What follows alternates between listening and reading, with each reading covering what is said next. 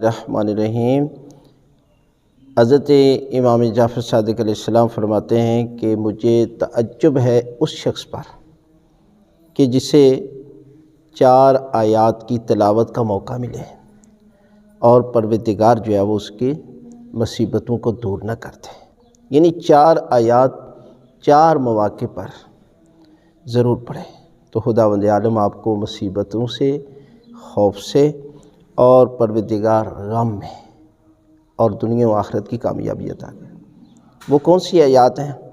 پہلا ہے کہ جب بندہ خوف میں مبتلا ہو تو وہ اس آیت کا سہارا لے، حسبنا اللہ و نعم الوکیل، یعنی اس کی ایک تسبیح پڑھ لیا کرے۔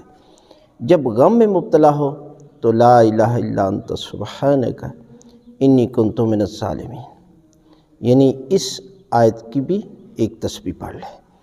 اور جب انسان کو کسی کے دھوکے کا یا فراڈ کا خطرہ ہو تو اس آیت کی تلاوت کرے، وفوض امری الی اللہ ان اللہ بصیر بالعباد۔ اور چوتھی فرمایا کہ جب دنیا و آخرت کی زینت چاہتا ہو تو اس آیت کا سہارا لے۔ وہ آیت کیا ہے؟ ما شاء اللہ لا قوت الا باللہ، یعنی ان آیات کی ایک ایک تسبیح روزانہ پڑھ لینا تو پروردگار جو ہے اسے غم سے نجات دے گا، خوف سے بھی پروردگار جو ہے وہ نجات دے گا، اور دنیا و آخرت کی کامیابی بھی عطا کرے گا۔